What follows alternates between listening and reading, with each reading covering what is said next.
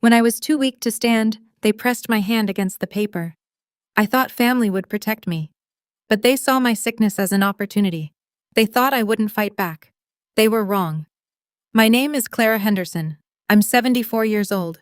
And until last winter, I would have told you that I'd lived a steady, quiet life. I was a school librarian for almost 4 decades, and I carried with me the calm rhythm of books, the order of shelves, and the quiet joy of seeing children find stories that would stay with them forever. After my husband Henry passed 10 years ago, I learned to build my days around routine. A morning cup of tea by the window, tending to the flowers he had planted before his heart gave out, and afternoons filled with reading or knitting. Life was not glamorous, but it was mine, and I had earned every ounce of peace. I had been careful with money my whole life. Henry and I never had much, but we managed. He was a machinist, and I stretched every dollar of his paycheck, putting a little aside each month. After his passing, I lived on his pension and my savings. I wasn't wealthy, not by any measure, but I had enough to cover my needs and a little more for emergencies. It gave me comfort, knowing I wouldn't have to depend on anyone. My son Daniel and his wife Marcy came by now and then. Daniel had been close to his father, but after Henry died, something shifted. He visited less often. And when he did, it was usually Marcy doing most of the talking about bills, about opportunities, about how hard things are these days. I tried not to read too much into it. Families drift, I told myself. At least they still came. At least I still saw my grandson Alex when he wasn't too busy with school. That winter, however, my world cracked open. It started with what I thought was just a bad cold, a cough, fever, chills, but by the third night, I was shaking so badly I couldn't even walk to the kitchen for water. Pneumonia, the doctor said. My lungs were weak, and my age made recovery slower. For 2 weeks, I barely left my bed. The room spun when I tried to sit up, and I relied on Daniel and Marcy to bring groceries, medicine, and sometimes just sit in the living room while I dozed. I should have felt grateful. I told myself again and again, at least they're here, at least I'm not alone. But something about their presence was different. I would wake up and find Daniel rifling through my mail, Marcy whispering on the phone in the hallway. They would hush each other when they noticed me watching. I chalked it up to my fevered mind, fogged with medicine and exhaustion. One evening, I remember Marcy leaning over me with a paper. My hand was limp in hers. "It's just a hospital release form, Clara," she said softly, pressing my finger onto an ink pad, then onto the page. I was too weak to argue. My head sank back into the pillow, and I let them guide me as though I were a child. When I grew stronger, I tried not to dwell on it. Recovery demanded patience, and I clung to my small comforts, the kettle whistling in the kitchen, the scent of lavender from the garden Henry had once tended. But in the quiet moments, unease whispered, why had they needed my fingerprint? Why hadn't I read the paper? Why did Marcy's smile feel too bright, too rehearsed? I told myself to focus on healing. One step at a time, Clara, I thought. You'll be yourself again soon. Yet in my gut, I knew something had shifted. My sickness had given them a window, and I wasn't sure I'd like what I'd find when the fog finally cleared. When strength finally returned to my bones, I thought the worst was behind me. The pneumonia had eased. My cough was quieting, and I was slowly able to walk down the hallway without holding on to the walls. It felt like victory until the world reminded me that not every battle ends with the body. Some begin when you least expect it. The first sign came in an envelope, a plain white one with the bank's crest in the corner. I wasn't alarmed at first. I received statements every month. But when I tore it open, the language was strange. We're pleased to confirm the updated authorizations on your account. Updated authorizations? My eyes skimmed the lines, searching for clarity. The letter thanked me for adding designated representatives to access certain funds. I frowned, reading it twice, my heart beginning to pound. I hadn't authorized anyone. I hadn't even been to the bank in months. My hands trembled as I folded the paper back into its envelope. Perhaps it was a mistake, I told myself. Clerical errors happen. Still, unease crawled through me like cold water dripping down my back. 2 days later, the phone rang. The caller ID displayed the bank's name again. A polite voice asked if I was confirming the recent withdrawal request. My breath caught. Withdrawal? I told them I had made no such request. The clerk's tone shifted quickly, stiff, cautious, as though my answer complicated things. She assured me no action would be taken until I appeared in person to confirm. When I hung up, my knees nearly gave out. The kettle whistled on the stove, but I couldn't bring myself to pour the tea. I sat at the table, staring at my trembling hands. The image of Marcy pressing my finger onto that paper haunted me. The ink pad, the smudge, the way she avoided my eyes. A hospital release form, she had said, but hospitals don't update bank authorizations. That evening, Daniel stopped by. He was unusually cheerful, almost too much so. He carried a box of takeout, insisted I eat more, and kept asking how I was feeling. I wanted to believe his kindness, but my eyes lingered on the way he avoided the mail stacked by the door. At one point, I saw his gaze flick to the envelope from the bank sitting under a magazine, and his smile tightened. "Mom," he said, wiping his mouth with a napkin, "you should let us handle things while you're recovering. Bills, paperwork, all that. You don't need the stress." I nodded weakly, though inside I was screaming, "Handle things or take them."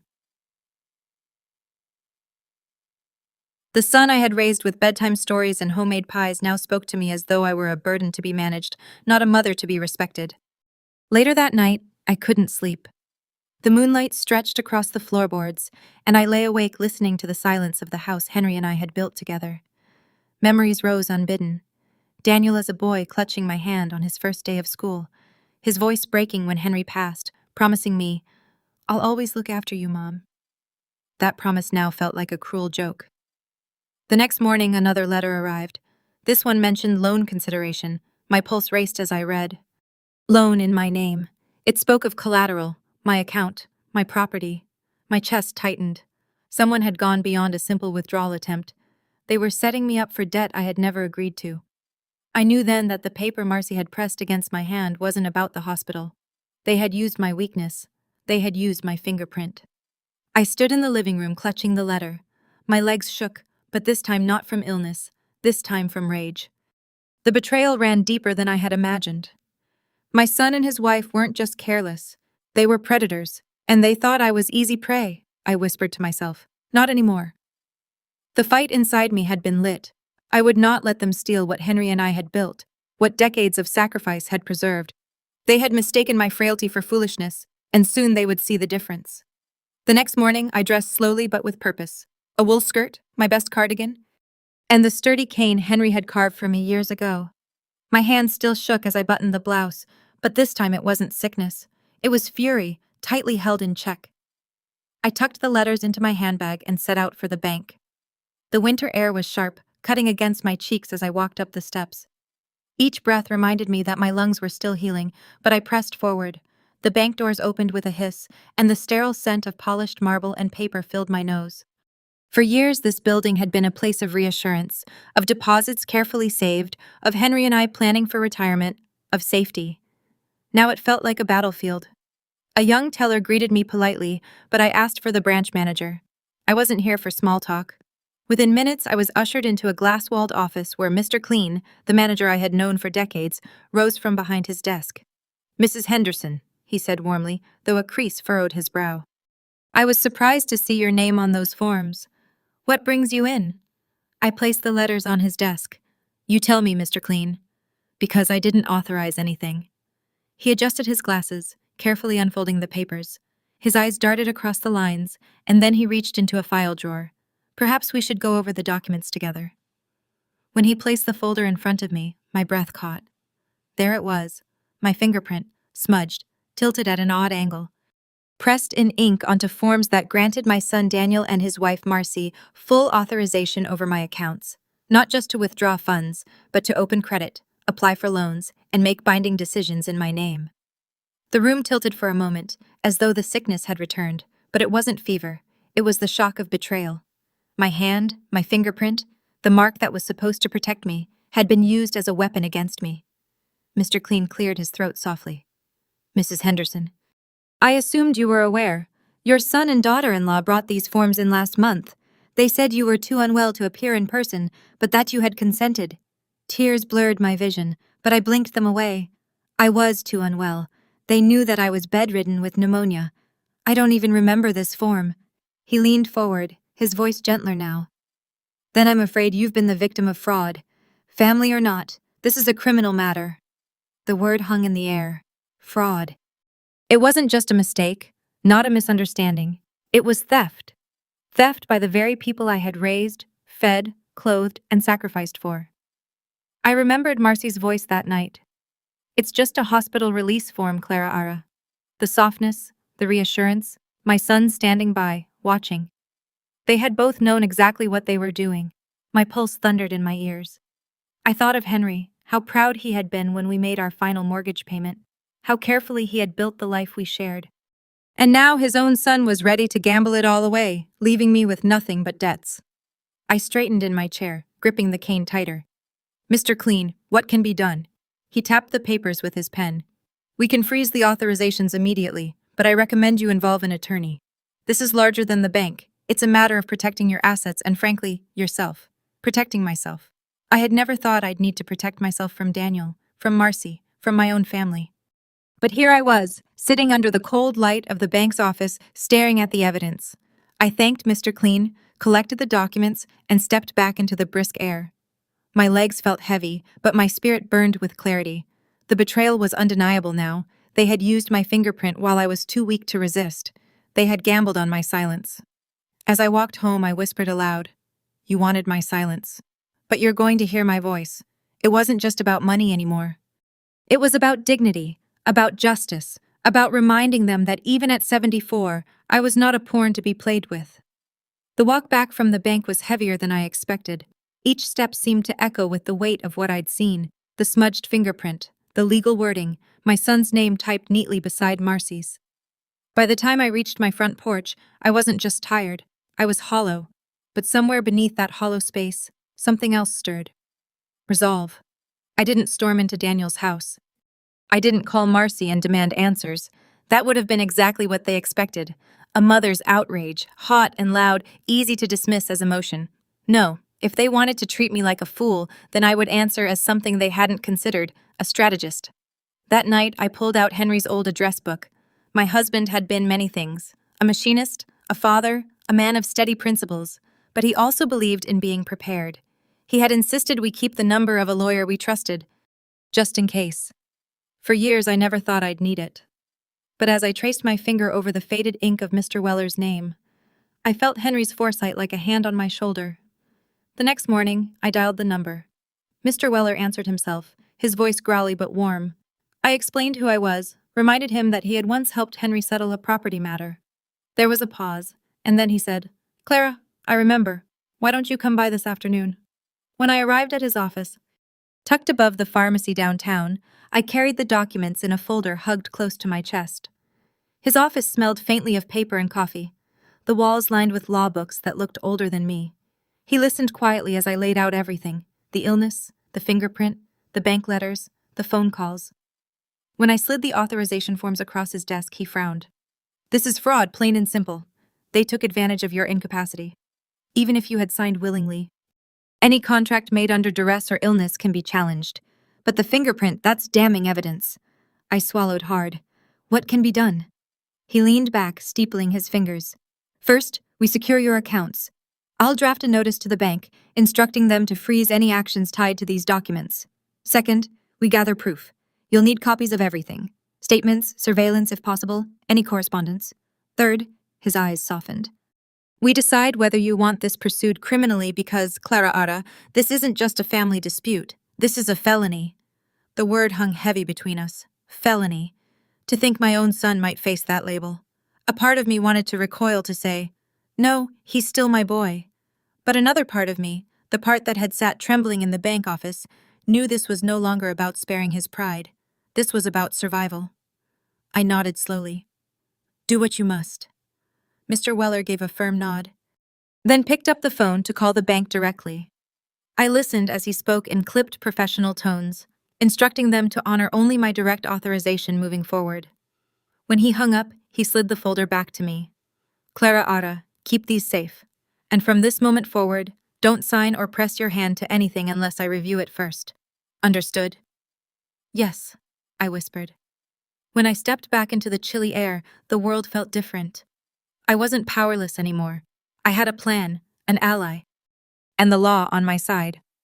The betrayal still cut deep, but now it was tempered by a strange sense of strength I hadn't felt in years. That evening, I sat in my armchair and thought of Daniel as a little boy, the freckles across his nose, the way he used to run to me after school with stories tumbling out of his mouth.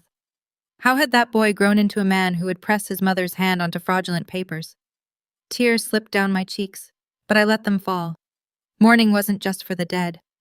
It was for the living who had chosen to kill the bond you thought was unbreakable. But as I wiped my face, I whispered aloud, "You thought I'd be too weak to fight.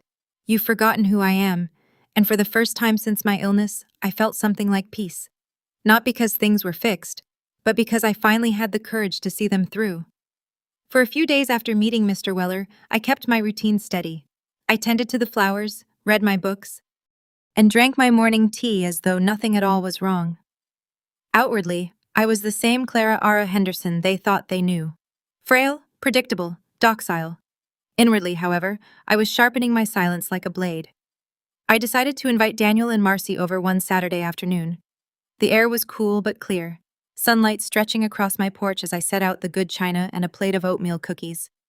I had baked them deliberately, knowing Daniel still loved them, part of me clinging to a memory of the boy he once was, part of me wanting to watch where the guilt would choke him when he bit into his childhood favorite. They arrived together, Marcy's perfume clouding the air before she even stepped through the door. Daniel kissed my cheek perfunctorily, his eyes already scanning the room as if to make sure nothing had changed. I gestured toward the living room, smiling gently, though every muscle in me wanted to shout. We sat with our cups, the tea steaming between us. I let them speak first. Marcy chatted about sales at the furniture store where she worked, about how expensive school supplies had gotten for Alex, their son. Daniel nodded occasionally, but his eyes avoided mine. He looked tired, or perhaps weary. "So," I said lightly, stirring my tea, "how are you managing with bills these days?"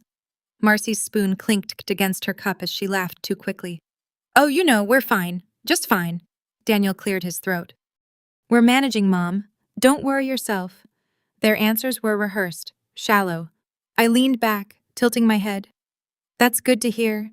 The world's gotten so expensive. Sometimes I wonder how young families make it work without help." The silence that followed was sharp. Marcy looked down, her painted nails tracing the rim of her cup. Daniel shifted uncomfortably. I could almost hear their thoughts. Does she know? Did the bank tell her? I didn't let the silence last too long. I patted my knee as if remembering something simple. "Speaking of finances, I have an appointment at the bank tomorrow. Routine business, you know. I was thinking perhaps you two could come with me. I might need a little help with the walking, and the manager always likes to see family faces." Marcy's head snapped up, her smile frozen. "The bank tomorrow?" "Yes," I said softly, sipping my tea. 10 o'clock sharp. It would mean a lot if you joined me." Daniel's jaw tightened. He tried to recover quickly, forcing a smile. "Of course, Mom. If you need us, we'll be there." I watched them exchange a glance, quick, uneasy, full of questions. Neither dared voice. They thought they'd played me. They thought they were still in control. But tomorrow the mask would drop. As they rose to leave, I pressed a bag of cookies into Daniel's hand. "Take these home for Alex," I said warmly. "Tell him Grandma loves him." For a moment Daniel hesitated, his eyes flickering with something. Was it guilt or fear? He murmured a quiet thank you and turned away. When the door closed behind them, I leaned against the frame, my breath shuddering out. Tomorrow would not just be another errand. Tomorrow I would walk into the bank, not as a victim, but as a woman prepared to reclaim her dignity. And I would not be alone. Mr. Weller would be waiting, briefcase in hand, the law on my side. That night, I barely slept. I lay in bed, listening to the quiet creak of the house around me. Henry's old photograph on the nightstand catching the moonlight. I whispered to it like a prayer. "Tomorrow, love. Tomorrow they'll see." Morning came, crisp and clear. I rose earlier than usual, dressed in my navy coat, and fastened the silver brooch Henry had given me on our 25th anniversary. It felt like armor, a reminder of the man who had built a life with me, brick by brick. Today wasn't just about money. It was about protecting what he and I had worked for, and about showing our son that betrayal had a price. Mr. Weller was already waiting when I arrived at the bank. He stood outside, his briefcase tucked under one arm, his overcoat buttoned against the chill. He gave me a respectful nod. "Morning, Clara. Are you ready?" I tightened my grip on the cane. More than ready. Daniel and Marcy arrived minutes later, their steps quick, their eyes flicking nervously between me and Mr. Weller. Marcy's smile was brittle, her lipstick brighter than usual, as though painting confidence onto her face. Daniel muttered a greeting, his jaw tense.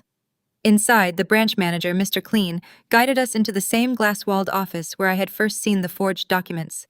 Papers were spread neatly across his desk. Sunlight streamed in, catching the dust motes in the air, giving the whole scene a courtroom-like gravity.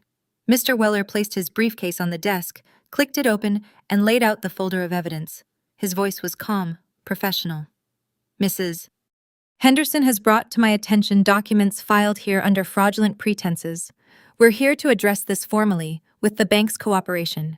Marcy shifted in her chair. Fraudulent. That's absurd. Clara Ara, tell them we were just trying to help while you were sick. I met her eyes, steady and unflinching. Help doesn't involve pressing a dying woman's hand onto papers she doesn't understand. Daniel's face flushed red. Mom, that's not fair. You agreed. I cut him off, my voice quiet, but sharp enough to pierce the air. I was delirious with fever, Daniel. I barely knew my own name. And you took that moment to steal from me. Mr. Clean cleared his throat and pushed the forms toward Daniel and Marcy. These authorizations are invalid. Effective immediately, your access to Mrs. Henderson's accounts is terminated. Further, this matter will be documented for potential legal action. Mr. Weller added, if Mrs. Henderson chooses, charges can and will be filed. Fingerprint forgery and financial fraud carry serious consequences, prison time in some cases. The color drained from Marcy's face. She glanced at Daniel, whose fists clenched on the table.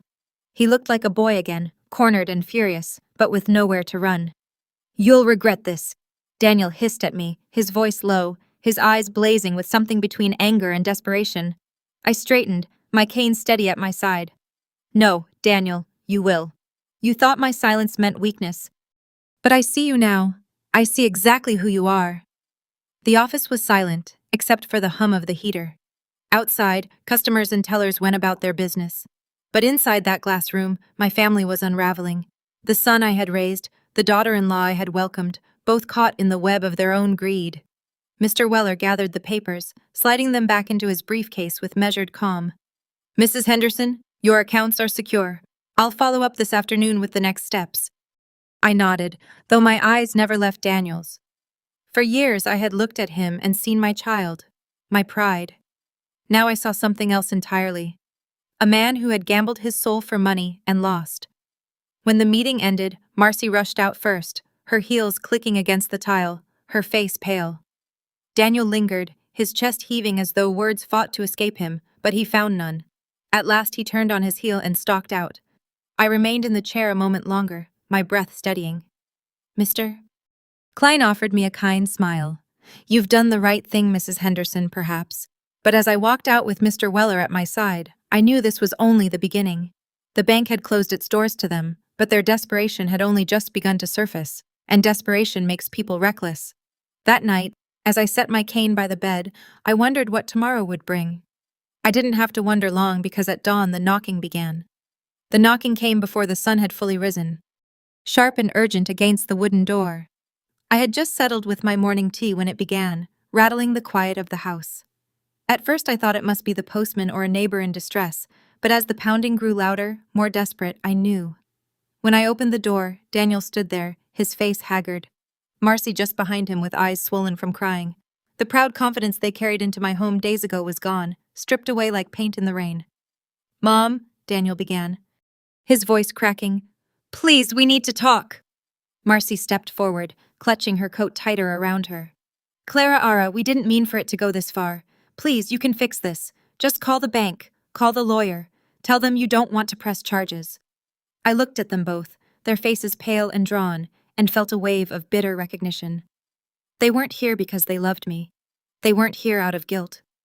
They were here because they were cornered.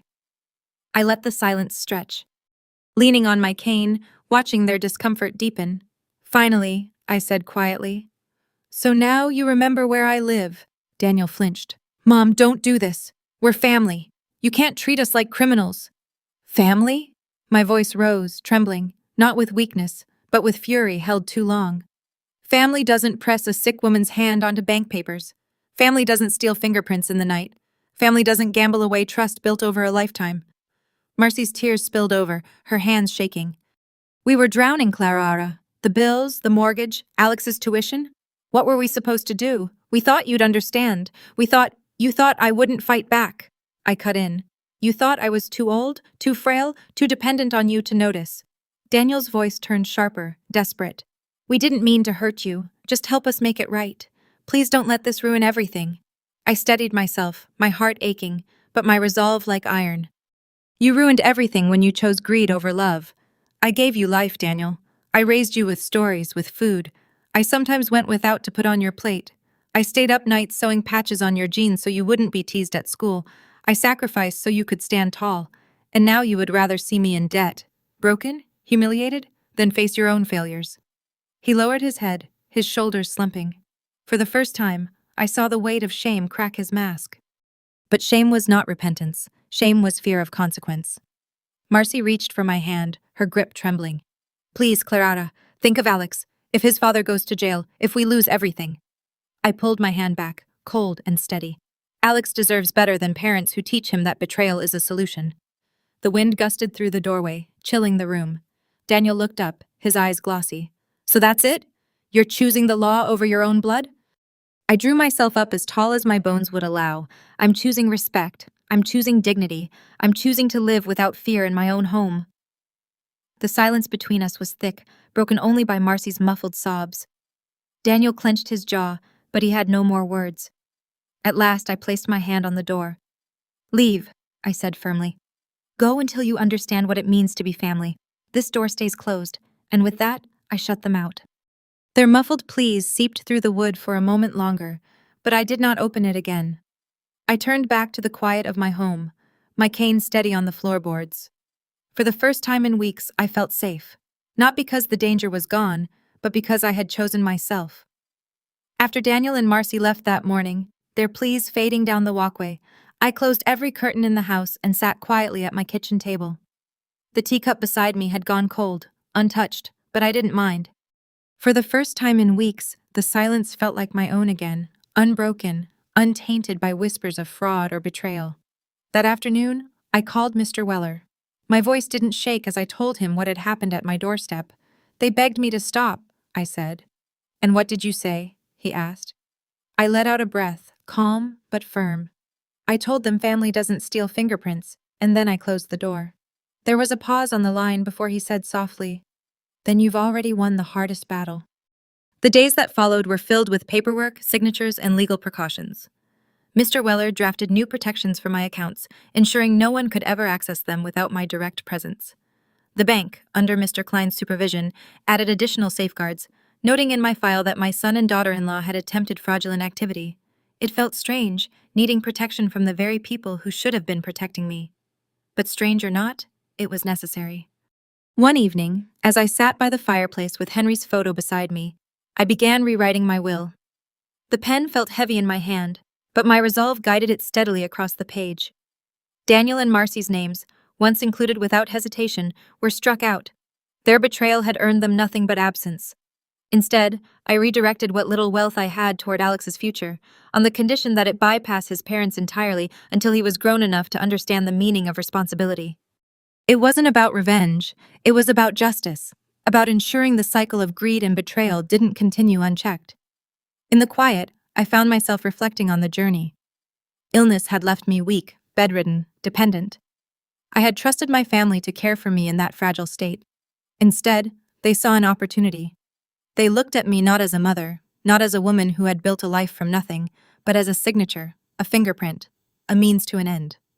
That betrayal had broken something inside me, but it had also built something new, a sharper spine, a clearer voice, a strength I hadn't realized still lived in me. The neighbors noticed the change. You're walking taller these days, Clara, Mrs. Jennings remarked one morning as I collected the mail. I only smiled. If only she knew the battles fought behind these curtains. Daniel hasn't come back since that morning of knocking and begging. Marcy sent a single letter, tear-stained and apologetic, but I couldn't bring myself to read past the first few lines. Words, after all, are cheap when actions have already spoken louder. And yet, I don't sit here bitter. I sit here free. Free from fear that my savings could vanish in the night. Free from the illusion that blood alone defines loyalty. Free from the weight of silence I once carried like a burden. Some evenings I light a candle by Henry's photograph and speak aloud as though he's listening from just beyond the veil. They thought I was too weak, love. They thought I'd fold, but I stood up. In those moments, I swear the house feels warmer, steadier, as though he's nodding in approval. Illness may weaken the body, but betrayal, it hardens the spirit. And in the quiet after the storm, I discovered something I had forgotten. That strength isn't always loud. Sometimes it's in the steady closing of a door, the refusal to yield, the quiet dignity of a woman who chooses herself. So when they came begging, I realized I didn't need their apologies. I didn't need their excuses. I already had my justice.